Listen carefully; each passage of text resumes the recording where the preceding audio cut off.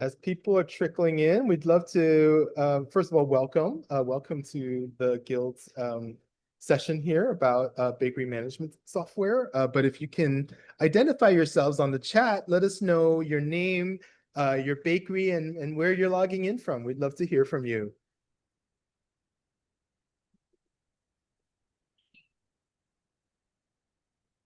Right. Hey, Allison, Crust and the Crumb. Amy from Little Bird Bake Shop in Fort Collins. Very nice. Is that near you, Zach? Kind of, Amy. I'm in Denver. I'm from Rebel Bread. I'd love to come up and check out what you're doing sometime. Nice. We're about an hour away. Very nice. All right. And they're starting to trickle in. Hi, Jenny from Maine, home baker. It's got to be beautiful up there right now, I'm sure. Yeah, incidentally, we tomorrow the Guild has a trip up to the Hudson Valley for one of our From Seed to Slice field trips where we visit a farm, a mill, and a bakery. And it's just going to be gorgeous because it's like prime season for foliage. I love that. Yeah. While we're waiting, I'm going to launch a quick poll just to kind of get your juices flowing. And we'd also love to hear your responses because it'll help us in talking about what your needs are. So I'm going to click on this and feel free to participate in this poll. Can you guys see it? Perfect. 3 easy questions, I hope.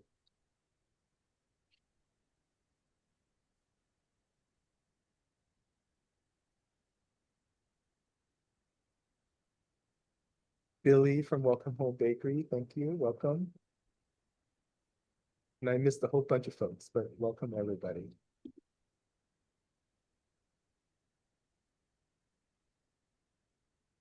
Yeah, when I was running Dinkles, we used to do a tour that came by. It was the butcher, the baker, the candlestick maker. So they'd hit a local Paulina meat market, Dinkles Bakery, and then Waxman Candles. So that was a lot of fun for people. Oh, nice. That's a perfect mix. Yeah, we're heading up to Hudson, New York. We're going to visit Mel the Bakery and Sparrow Bush, and then a local farm, Hudson Valley Hops.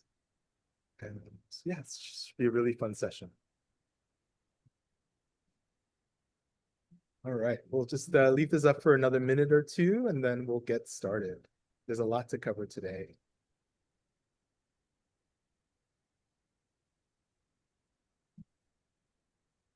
I'm seeing the results. I don't know if anybody else, I think the speakers can. I'm hoping that pen and paper means more spreadsheets than pen and paper.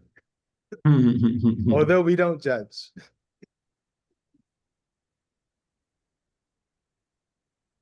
Alice from El Horno de Pane in San Juan. Welcome. Nice.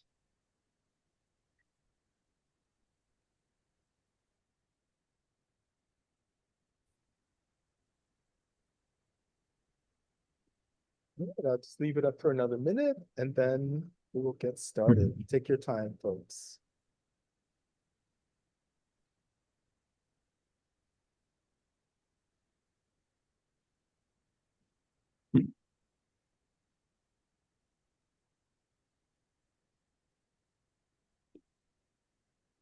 Hey, Alice. Matt from Davis Bakery, welcome. I'm glad you were able to sign up.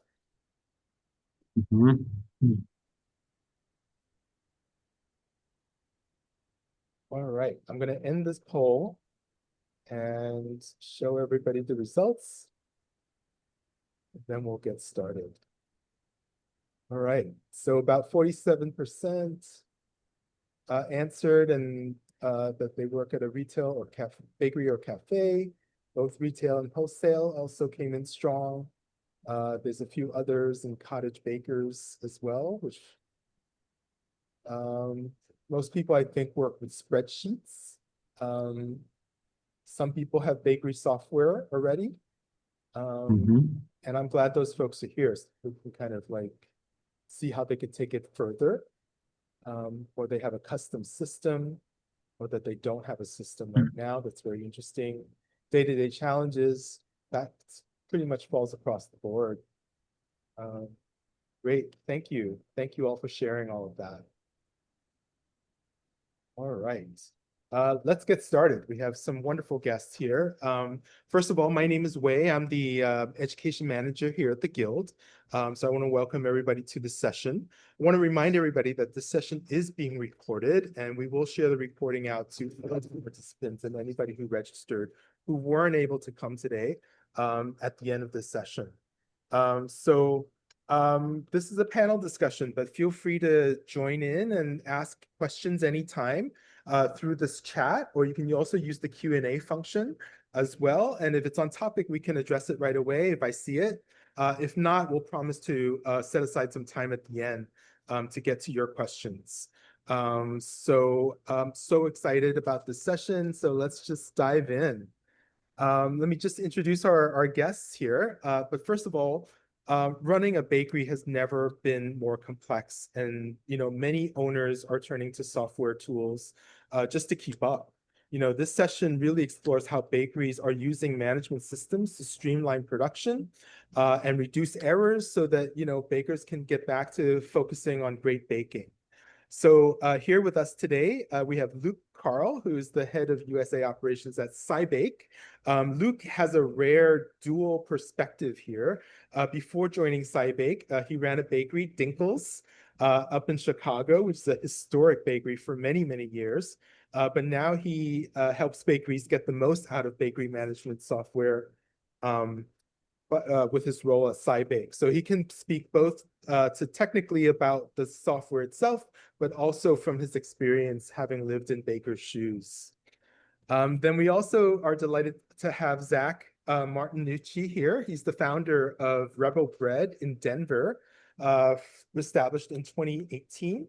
He runs an artisan bakery and school serving local businesses, farmers markets, and home delivery. He does a lot of wholesale as well, and is very passionate about education and training and tradition and entrepreneurship. Zach is here to share how the bakery management software has played out for a single unit artisanal bakery and what difference it makes when you have limited scale, but very high craftsmanship. And then also we have Sarah Williams, who's the president and head baker at 7 Stars Bakery in Providence, Rhode Island. She has been part of the Rhode Island baking community for over 20 years. She started as an intern and has really worked her way up to build out the artisanal bread program at 7 Stars, and also its pastry operations as well. So Sarah helped lead the production side of implementation of Cybake at 7 Stars in 2022. Is that right? Yeah. And she continues to expand how that tool is used at 7 Stars. So I'm really delighted to have all three of you here. Thank you, Wei. Yeah, thank you. Yeah, Kelly, you're trying to join. You can't hear anything. I wonder if there's something with your sound. Maybe try to, if your volume might be muted, let's try that and send us a note if that's improved. All right, so hopefully Kelly can join us as well.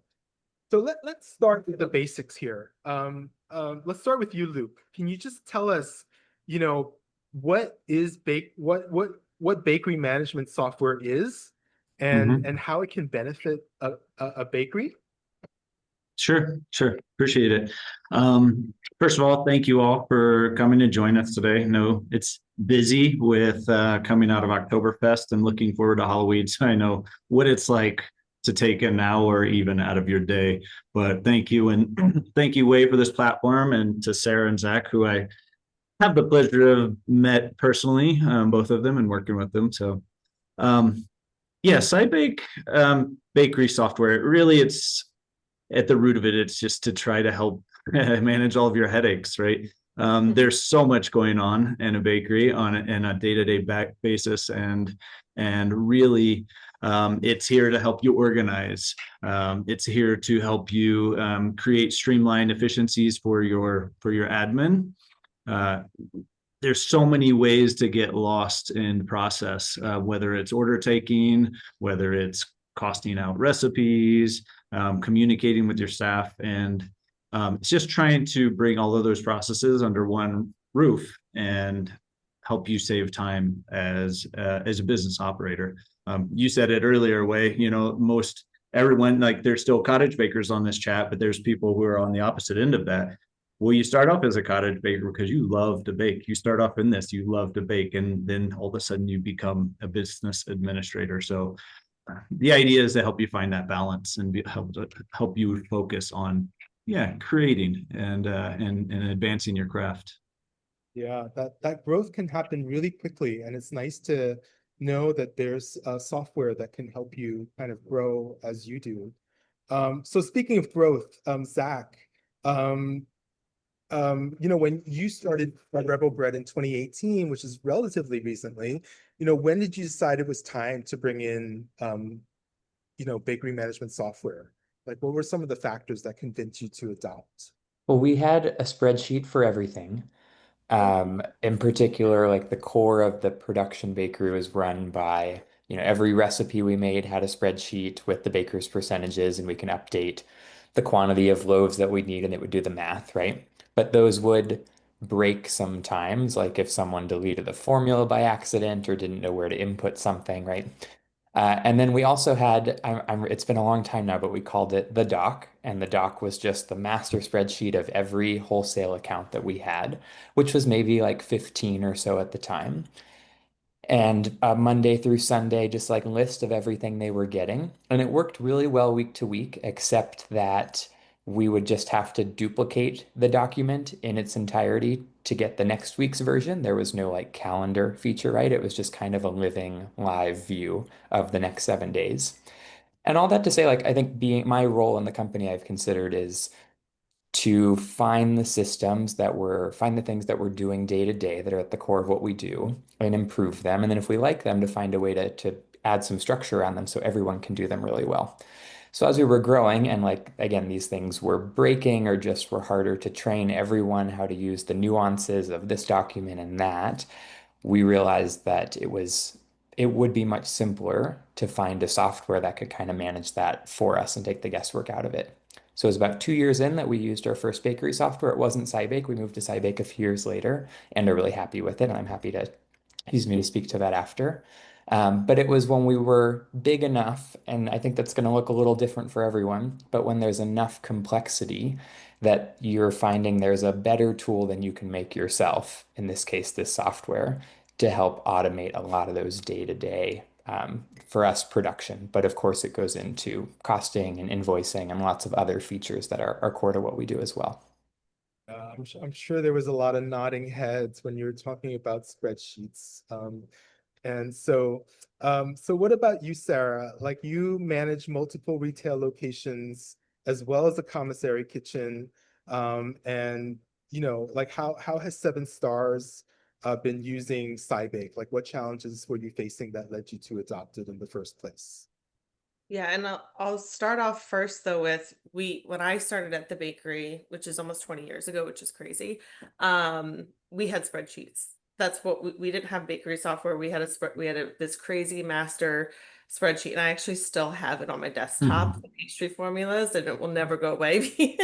But we had a spreadsheet, and then us too, we had another bakery software for a few years that we really just didn't love. It was over-engineered for what we needed. And then we started looking again, and we ended up with Cybake. And part of what we really liked about Cybake was the interface is just very user-friendly. And I knew if I could look at it and kind of fumble my way through, I could train it. The software we were using, I couldn't even figure it out just by opening the page and trying to find a recipe. I couldn't do that in our previous software. In Cybake, I could. So that was part of what drove us towards Cybake itself, is just knowing that we could train it. So now that we're fully in, when we first moved into Cybake in 2022, I think we had 4 retail locations. Now we have 7, and we had a fraction of the wholesale. So for us, we had to build it out slow, and we had to do step by step and just start with production and then add retail in later.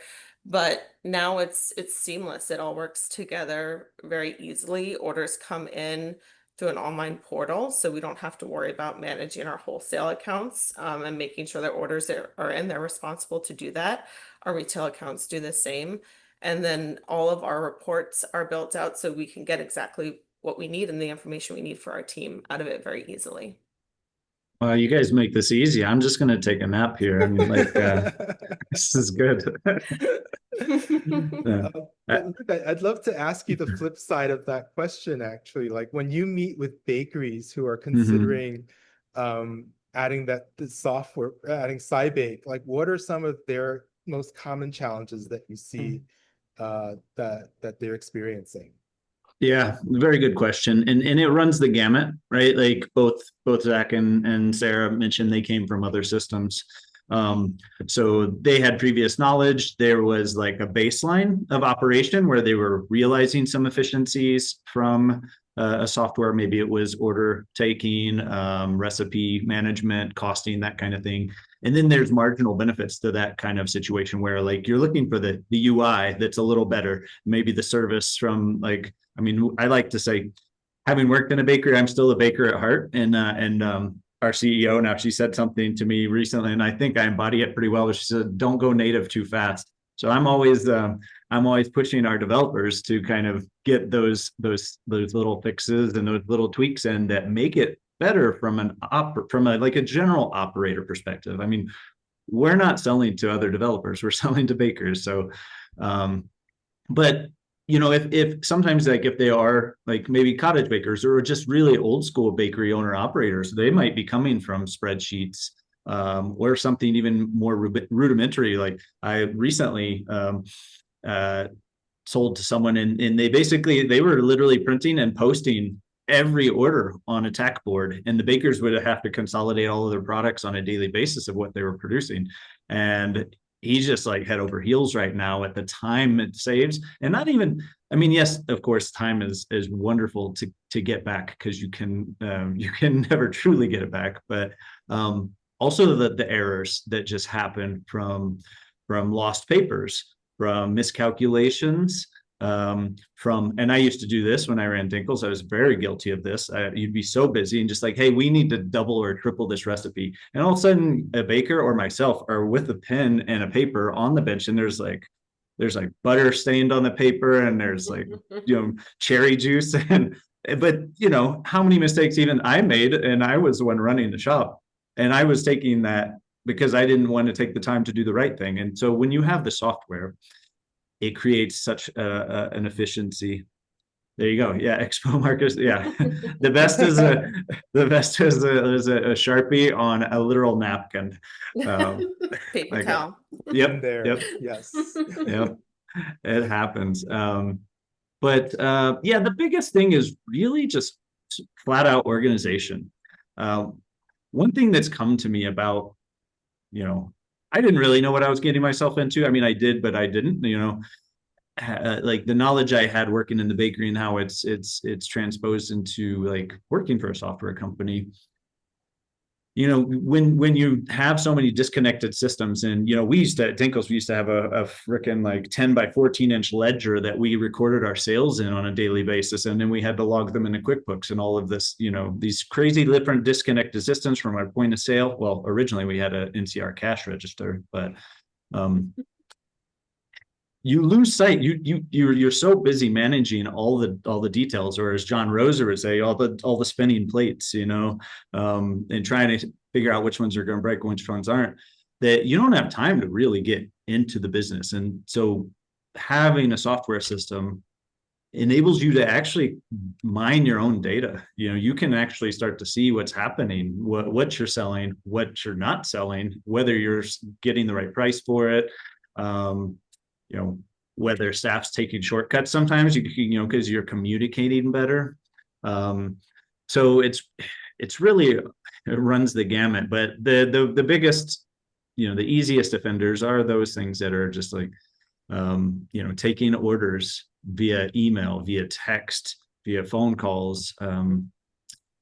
It is an interesting, and it's kind of hard. I've felt this too, but when you're a local bakery owner, you are a cornerstone of that community, and people like to know you, and they like to tell people that they know you. So when you give them your phone number and they can text you orders, it's hard for them to lose that connection to you.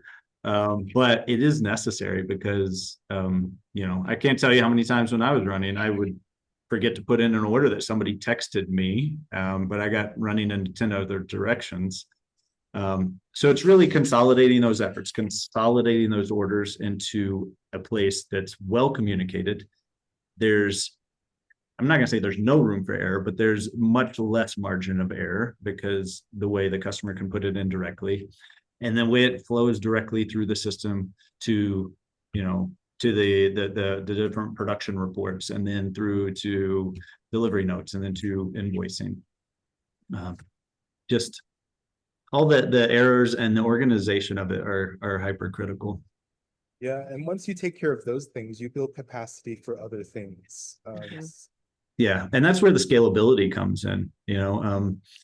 My father-in-law used to say, you got to take time to work on the business, not in the business. And that's where that transition, I think, starts to take place, where you can actually take a little bit of a breather and realize that things are in place, that the staff is being communicated to, that they know what they need to do. And you can actually take a broader look at what's going on and drive things the way you want to. Well, I think that's all really important. And I think that's why a lot of people make the decision to go with bakery management software. But my question now, I feel like we've been talking very blue sky, but I'm wondering what implementation looked like for your bakery. So I was curious, either Sarah or Zach, what did onboarding and implementation process look like for your bakery, and how did you bring your staff along in the transition? Zach, do you want to get us started with that? Sure. I'll speak to maybe our migration to Cybake, because the first version, when we first joined a bakery software, it was just me turning over those spreadsheets or inputting them myself into the bakery software, which is straightforward, even if it takes a bit of time. I think more impressive with Cybake working with us now that we have a slightly bigger team. There may be 7 department leads that all had some role in transitioning into using Cybake. And in general, I'd say whatever software you're looking to use, I would find out what that transition, that implementation process will look like. Do you pay for it? Is it included? Do they spend time with you personally? Is it entirely done on your own? We were really happy that even if it took a month of hard work of our team and Cybake's, we had someone dedicated at Cybake to go through all of our recipes with us and help us import them, go through all of our customers, really get the software set up exactly how we would need to use it. And then most importantly, to train everyone that would use it day to day. And I'd say that's the biggest difference now, is that we're not relying on 1 or 2 people that understand how all the spreadsheets fit together. Instead, in that implementation process, we designed every report that we would need. The scaling reports for the bread mixers that need to scale their flour at the end of the day, the printed packing slips for the people that will be, packing the fulfilled orders, the delivery manifest for the drivers, everything that we're going to need, to do our 24-hour bakery cycle. And basically anyone on the team knows how to go in, print the report, and it's going to be whatever they need to use. And I'm getting a little ahead maybe into what that looks like, but for us, it's really been just so many people now are able to run their operation smoothly and trust that if they click print, they'll be given the tools they need and not be at risk of, in our case, of breaking those documents that we were using ahead of time. So Sarah, I saw you nodding as well. Go ahead, Karl. No, I was just going to say something to that point about being able to enable your staff, I think, which is, really critical, and a nice thing that I've seen and firsthand with Zach, because luckily we're both in Denver, and so I've been able to see his operation and interact with his staff. But having worked in an old school bakery model where it was very much top down, and like seeing that model, and I think the software enables it a little bit, where you can create tiers where certain people can make edits and others cannot. So there are securities in that. But I think it also helps with the staff like retention and capabilities, and that they feel like more present in the running of the business, and having those opportunities to contribute and be autonomous in a way. So Sarah, how was your implementation process, and how did your staff or even you kind of take to it? Was there any resistance or to technology? Yeah, well, change is hard, right? No matter what, change is always hard and it's stressful, and no matter what, it's never going to be perfect, right? It's when you make a transition from one thing to another. And for us, we made the transition to Cybake, and we had so much already built out, and we have over 50 to 60 products that are in our stores daily.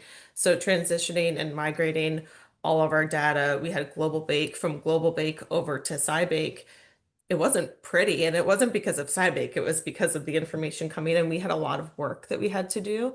But identically, we had someone assigned to us that could support us through that change. And that was probably for us the biggest and most rewarding change, was we had someone we could talk to, and someone that was responsive, and it was an actual person. It's not just, you send a question and you get an answer 4 days later. We actually had someone that we could contact whenever to help build out our products. And when we moved over to Cybake, the way we made croissants, there wasn't a great way to put it into Cybake. So we had Richard worked with us, and Richard and I worked on the croissants for weeks until we got it right.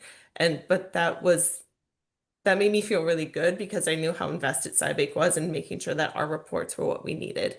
And we just kept running it side by side until it matched what we were doing. So we knew that the way the information came in was right. So it's always going to be stressful, because, you have something that what is coming out is correct, and you're moving to a new system, but you just need to have patience, which for me can be hard sometimes, but it all worked out.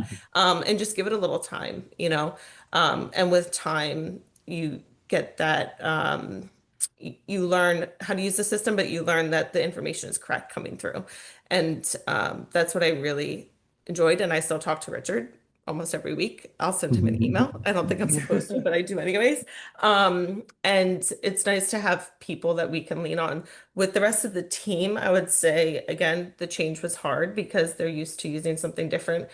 Our retail side was so happy, because ordering through Cybake was so much easier to have a standing order. They could go ahead in time and have, in our previous system, you could only change the standing order for the week ahead. You couldn't go weeks out or months out. In Cybake, you can. You can say, I can put a differential order in for Christmas Eve today if I wanted to for one of our stores. We couldn't do that before. So retail was so happy to have that flexibility on their end. And then for us on the production side, we can actually look at those reports ahead of time and see what our production might look like in a few weeks if we wanted to. It's not going to be perfect, but it'll help give us a little glimpse into the future. Nice. It's good to hear that the implementation was almost customized to meet your needs. And then, so Luke, can you actually speak to the Cybake's philosophy for customer service? Because I think that's actually very important here, and part of the ethos of the company itself. Yeah, there's actually one of the things that attracted me to working with Cybake, because having been run a bakery for 15 years, and I implemented a point of sale, I implemented Bake Smart when I was there. And yeah, it's not a painless process. It can be quite difficult at times, and it does present opportunities, right? You can certainly clean up your data, clean up your menu, all of that thing. It's like gives you chances to reorganize.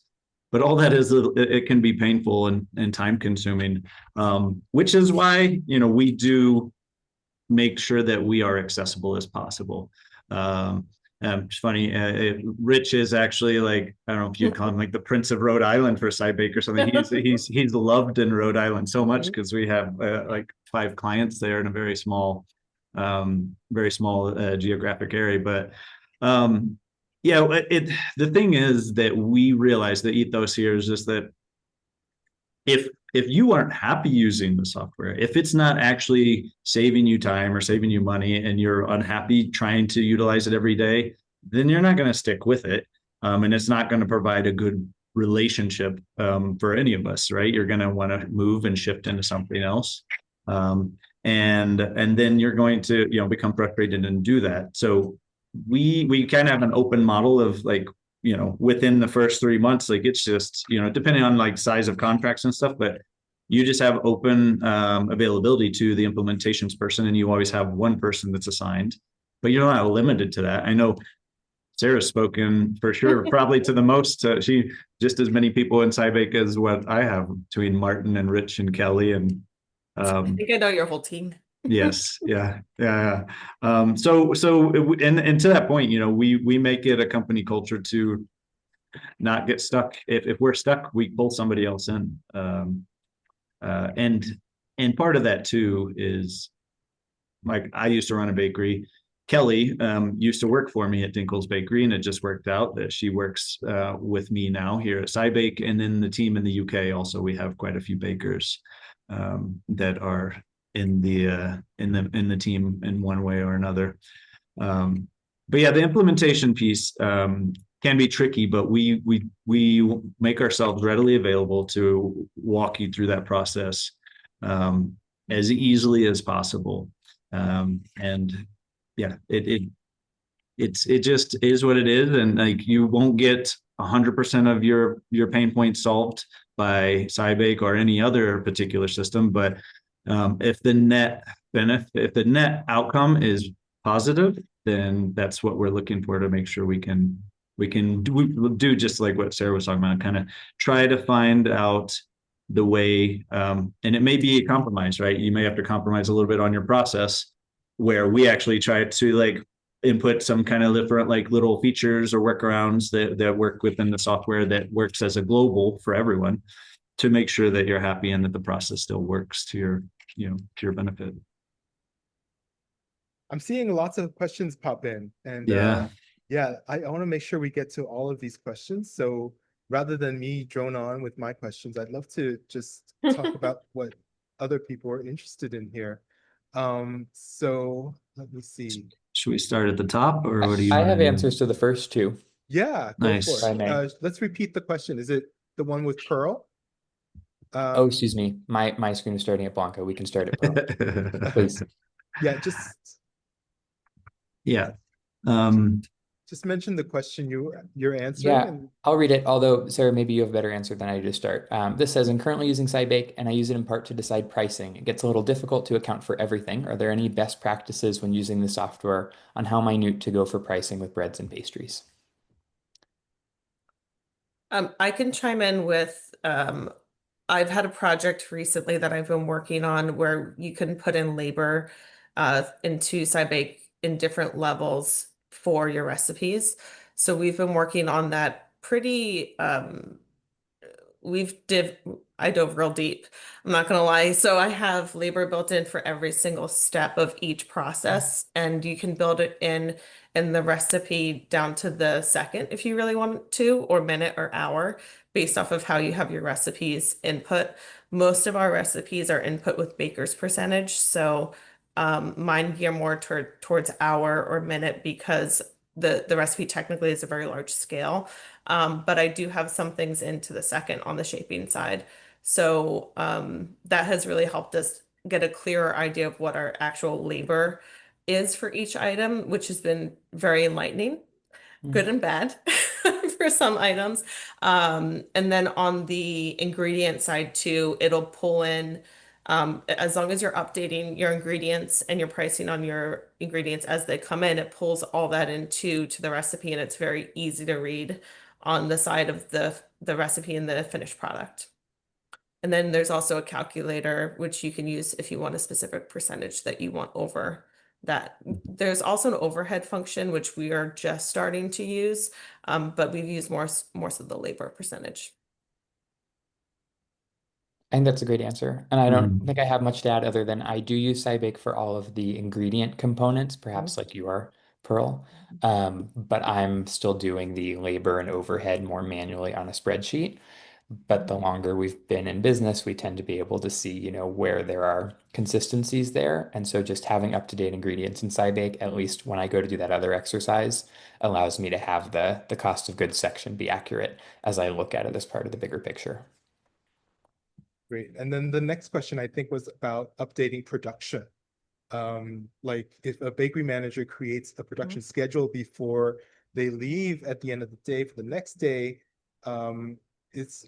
how is the online system adapting to accepting orders? Yeah.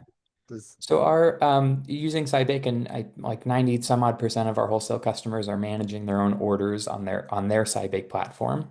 Technically, the system's always live, right? But we've set in deadlines of when people can stop placing orders for certain products. So, for example, like pastries might need a 2-day lead time, but a sourdough product needs a 3-day lead time.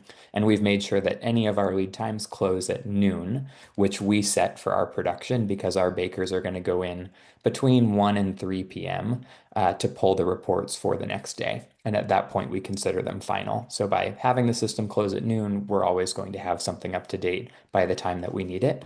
And as far as I understand, that's, you have to make that decision, but you can set those lead times for every category and run the reports when you want to make sure they're up to date for your own schedule. Yep. Yeah, and I'll add to that, or go ahead, Sarah. No, we do exactly the same. I'll add to that, like as far as some, actually I was on a call with someone earlier today, and what they do is they'll still accept some late orders. It's not indefinitely, like always leaving it open, but one trick they've done is within recipes, you have the ability to set like a percentage waste, essentially. But they utilize this percentage waste as more of as a buffer, right? So if they, they don't want to run out and they want to be able to have a little bit of buffer in case extra orders come in. So they set it, if a typical waste would be 3% that's stuck, inside the depositor or in the mixing bowl or something, they actually take theirs to 10 or 15% depending on the product. So that's one other way to like just cut off your production, print reports, but still, feel like you're going to be prepared for some new opportunities. Yeah, we do the same. And the one thing I will add is something we found out recently, which we really like. We have one specific customer that has a different lead time than all the rest. And we were able to change just that customer's lead time because they have a specific product that they order from us that's different than everybody else. So everybody else's orders close 72 hours ahead of time, 7 p.m. is when ours closes. But this particular customer closes 48 hours at 9 p.m. So we're able to customize based off of, our production and when we're making our starters or how our lead times work, to make it work for different style of customers. We also have a question about integrations.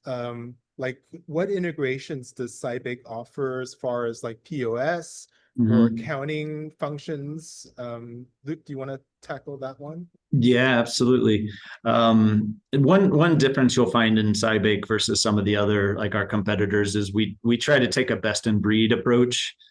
We're not trying to be an all-in-one service when it comes to accounting and especially point of sale. There's so many options out there with point of sale. So I'll start with accounting, right? The big ones here in the US, QuickBooks is the largest. It seems to be like most of North American bakers are using QuickBooks Online or QuickBooks Enterprise or Desktop. Our online is an automated integration. The desktop version, it works, but it's slightly manual where you have to download a file from Cybake and then upload it into QuickBooks. Xero's the second biggest. And then we've got Microsoft Dynamics, we have Sage, and we're working on Restaurant 365, but that's to be determined.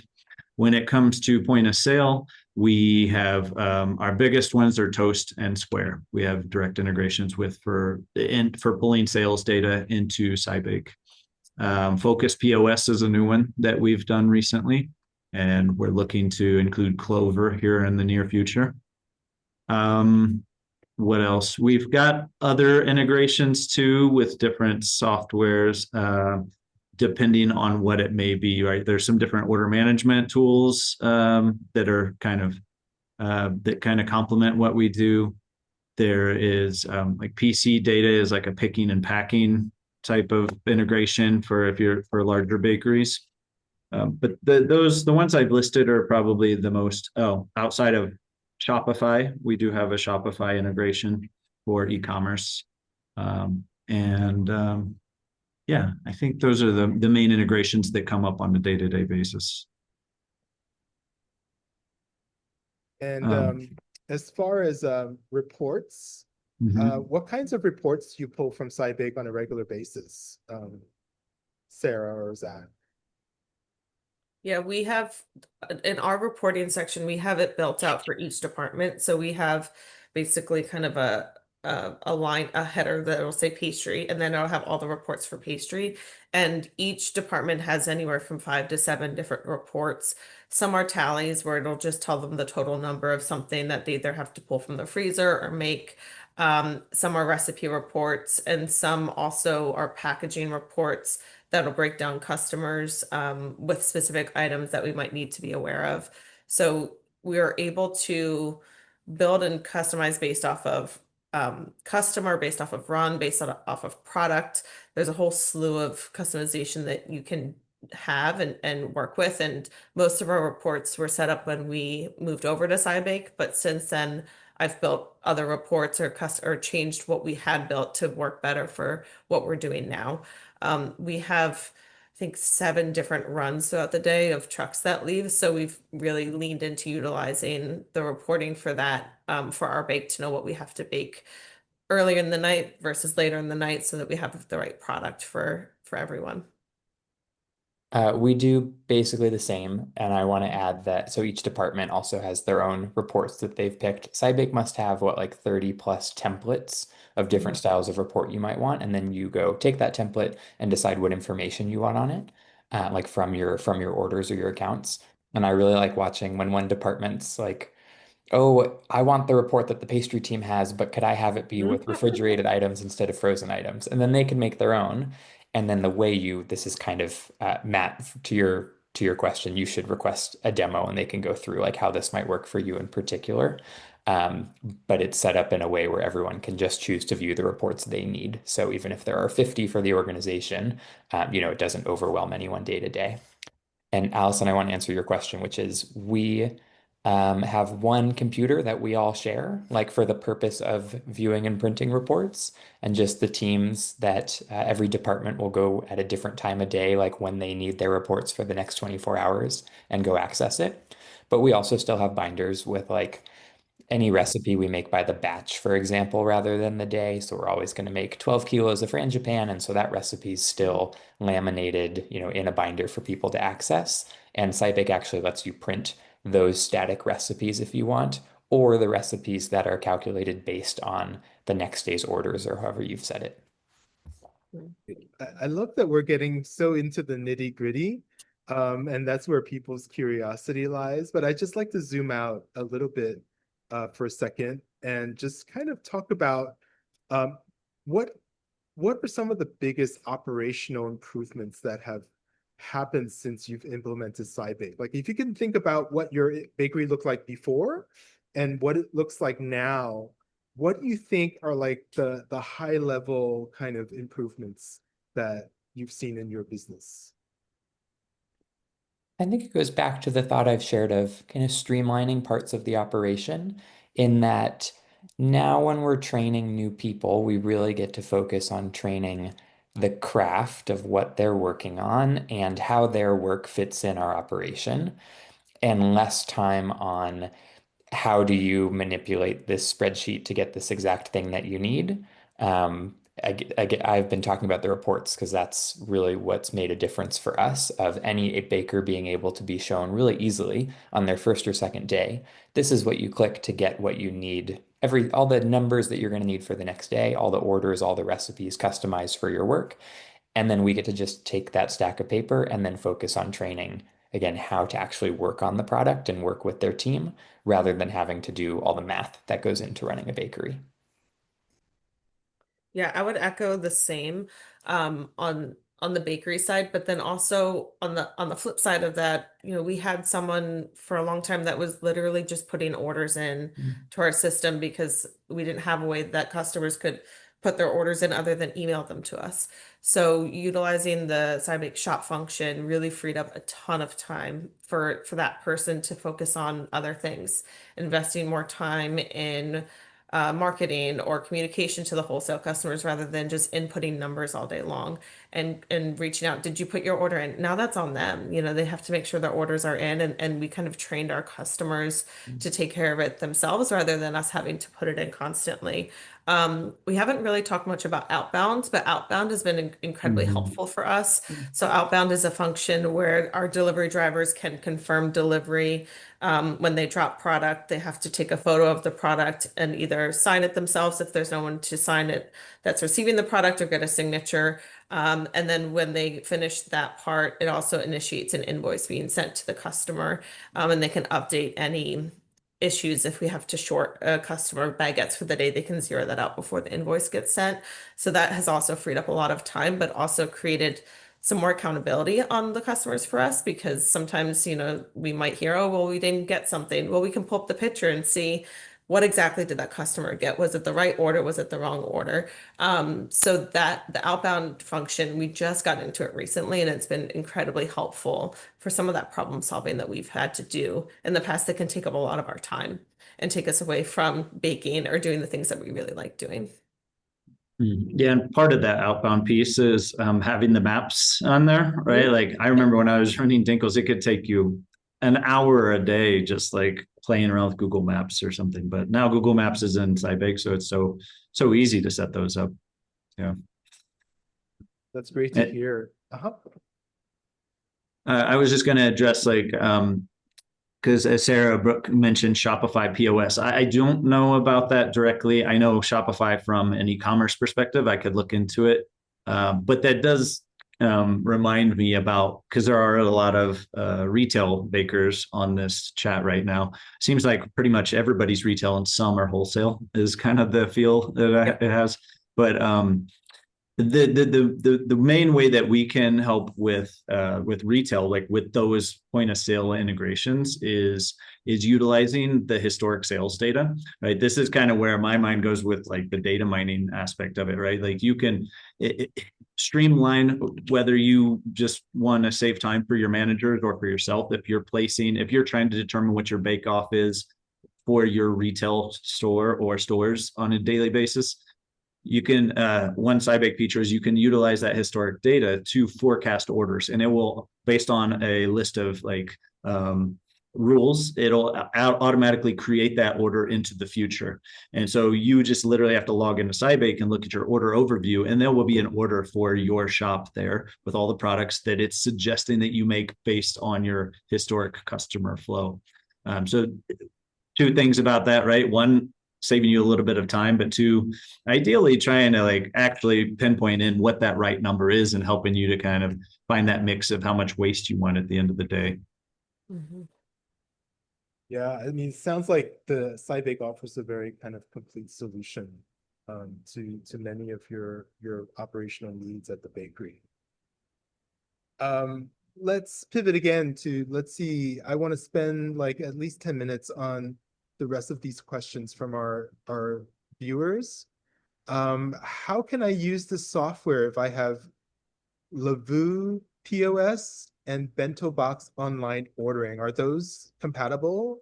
We don't have direct integrations with them, but we have like a backup workaround. So we have manual, kind of like the QuickBooks desktop I was talking about. Like, as long as you can export a CSV of those orders and of that sales data, we can import it into Cybake, and it doesn't take that long, but it isn't automated.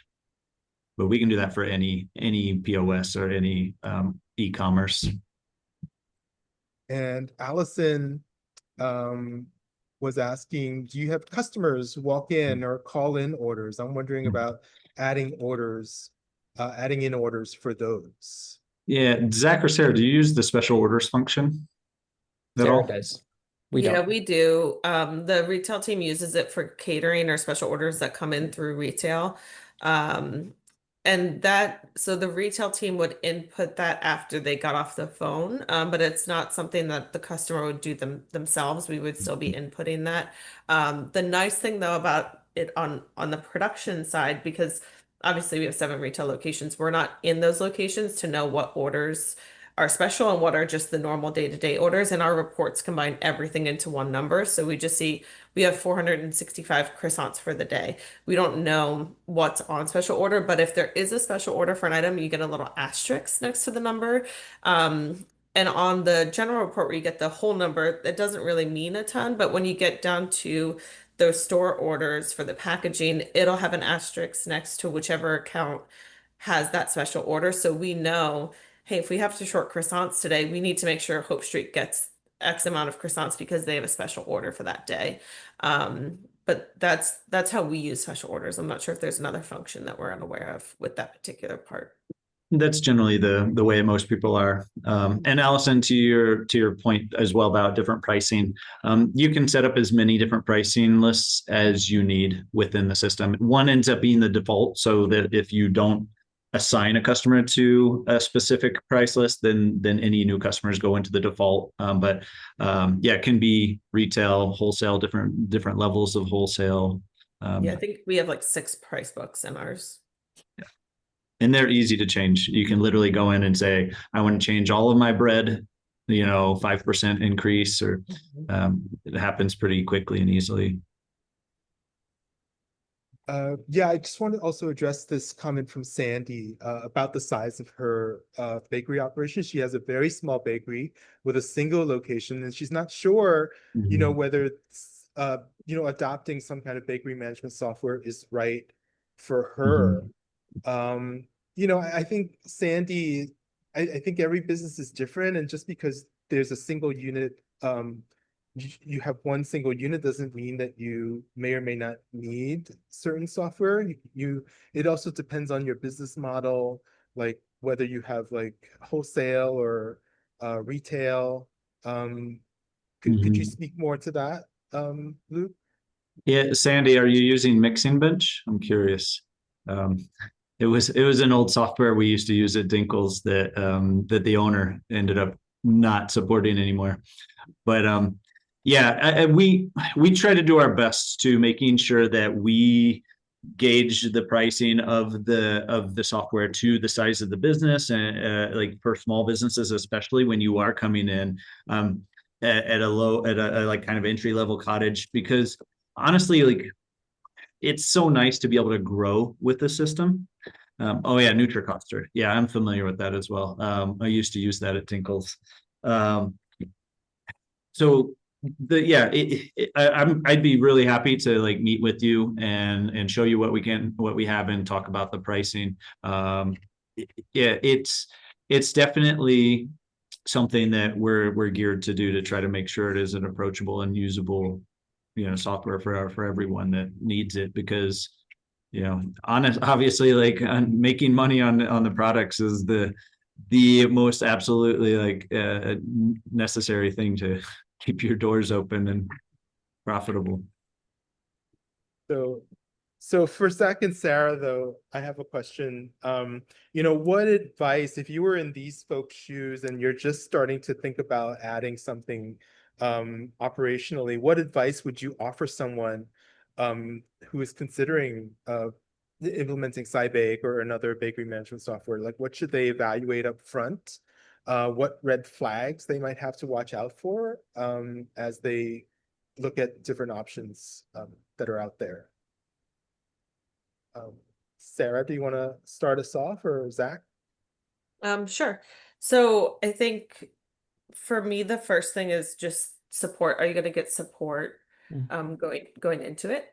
And what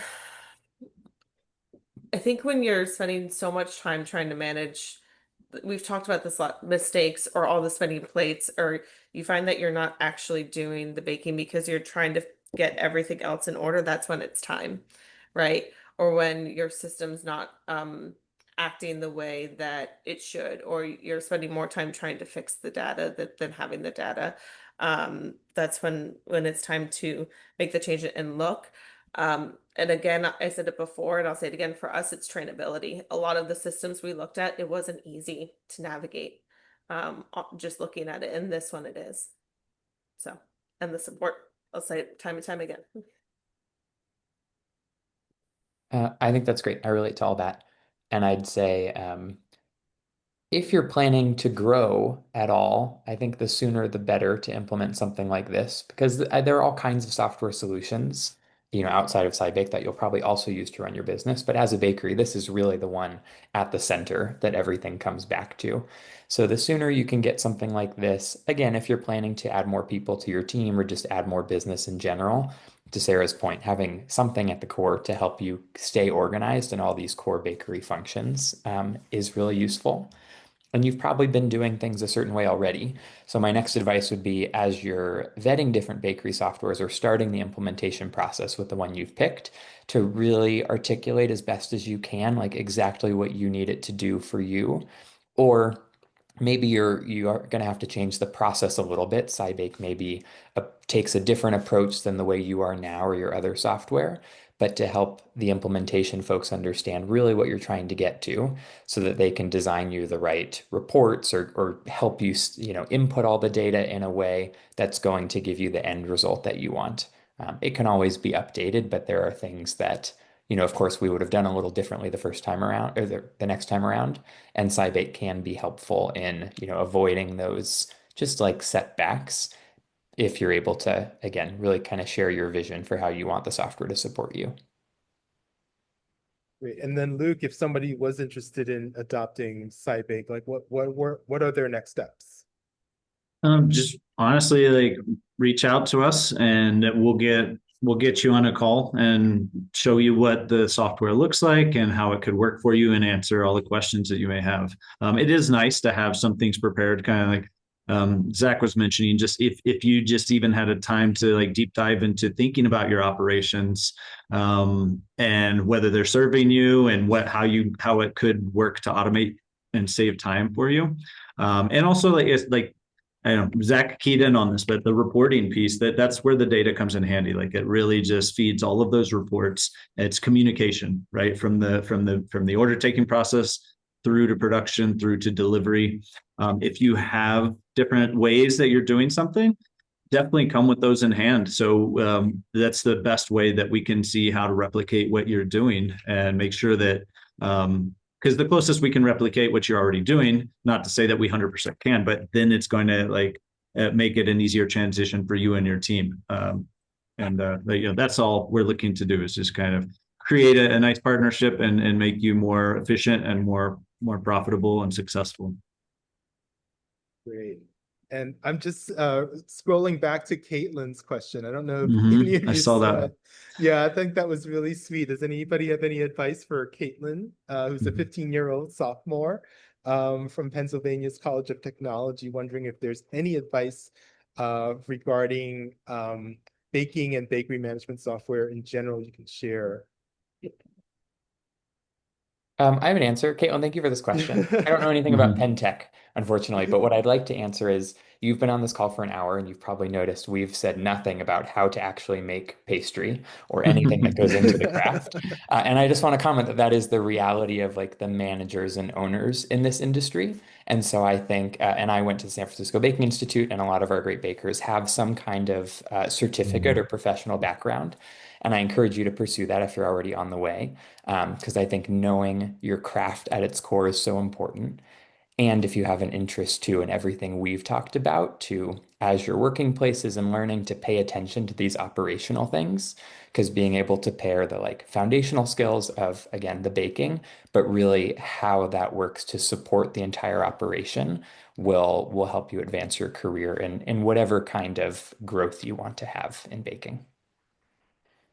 And to add to that, Caitlin, it's one of the reasons why the Guild has a lot of these sessions on the business of baking and not just on the techniques of baking themselves. So, I think that it's just as important. You can make the best croissants, but if you don't have a foundational kind of business approach to it, then people may not come. And so that's why it's important to share all of this information as well. Yeah, and honestly, the baking industry is so friendly. Mhm. I was raised in it. My grandfather was president of RBA, in the 70s, and the culture just is so accepting. Whenever I see chats, whether it's Bread Bakers Guild Communications or Retail Bakers Association, I love that sharing culture. Mhm. Because it is truly a craft. And just because I share like a recipe with you, you're not going to make it the exact same way. It's not going to be perceived the same way as your customers. And you're going to turn it into something that's purely your own. And it's just such a loving community and so creative. I say, kudos to you. I respect that you are already choosing to embark in this craft for your future. So, and there's so many cool places you could choose to travel to learn. I mean, if just here in the States, if you went to Chicago, you could go to the French pastry school. You can go out to San Francisco. I mean, so many fun places to like take this adventure. And she's already increased her network by 1. Sandy is offering to There you go. to chat. Oh my gosh. I have to say, like, now, especially being I was used to just being in the Chicagoland area, which I feel like Chicago has a pretty good bakery culture. But now there's so many little hotspots I'm aware of, and Pennsylvania has definitely got an amazing, like, deep rooted bakery culture, which is very impressive. So yeah, you're in a good place for it. That's for sure. Great. Yes, I'm from Pennsylvania. There's an amazing bakeries in the area. I don't know much about PenTech though, so I'm very sorry.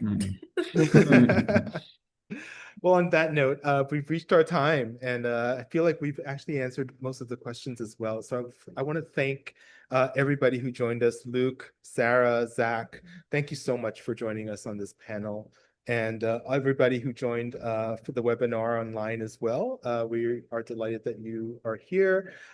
If you have a chance at the end of this Zoom, when you log out, you'll get a very short survey. We would love to hear from you and what your thoughts were about this session. Otherwise, thank you all very much, and we'll speak to you soon, hopefully. Thank you so much, Wei. Appreciate Okay. you. Thank you. Bye-bye.